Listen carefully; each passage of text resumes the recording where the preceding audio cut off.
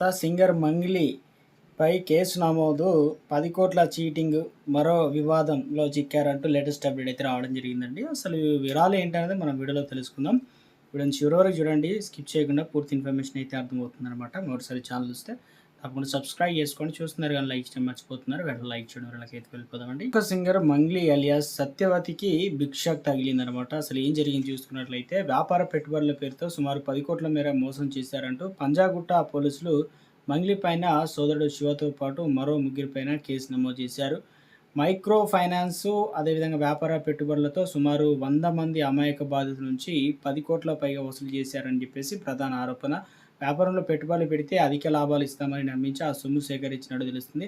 అయితే ఏళ్లు గడుస్తున్న లాభాలు ఇవ్వకపోగా కనీసం అసలు డబ్బు కూడా తిరిగి ఇవ్వలేదని బాధితులు అయితే వాపోతున్నారు.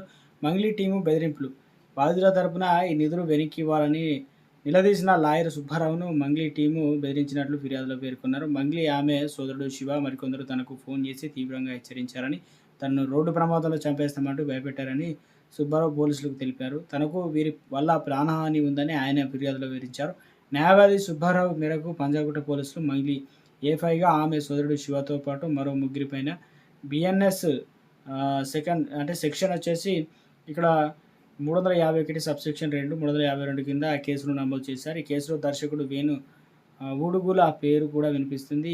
ఈ మోసం వెనుక ఎవరి పాత్ర ఎంతవరకు ఉందనే కోణంలో పోలీసులు లోతుగా దర్యాప్తు చేస్తున్నారు. ఇదిలా ఉండగా ప్రైవేటు రిసార్ట్లో మంగ్లీ తన సన్నిహితులకు ఇచ్చిన పుట్టినరోజు వేడుకలకు పెను వివాదానికి దారితీశాయి. ఈ పార్టీ పైన సమాచారం అందుకున్న పోలీసులు ఆకస్మిక దాడులు నిర్వహించగా అక్కడ విదేశీ మద్యం, గంజాయి వంటి నిషేధిత పదార్థాలు లభ్యమయ్యాయి. ఆ పార్టీకి హాజరైన వారిలో పలువురికి డ్రగ్స్ పరీక్షలు నిర్వహించగా పాజిటివ్ అని తేలడంతో సంచలనం సృష్టించింది. గత కొంతకాలంగా మంగ్లీ పేరు ఏదో ఒక వివాదంలో వార్తల్లో నిలుస్తుంది. అటు ఆర్థిక మోస ఆరోపణలో, ఇటు డ్రగ్స్ పార్టీ వ్యవహారంలో ఆమెకు కెరియర్పై ప్రభావం చూపేలా కనిపిస్తుంది. ఒకవైపు సింగర్గా మంచి ఫామ్లో ఉన్న తరుణంలో ఎలాంటి క్రిమినల్ కేసులు నమోదు కావడం ఆమె అభిమానులు సైతం విస్మయానికి గురి చేస్తుంది. ఈ 2 కేసుల్లో పోలీసులు తదుపరి చర్యలు ఎలా ఉంటాయనేది ఇప్పుడు అందరిలోనూ ఉత్కంఠగా మారింది.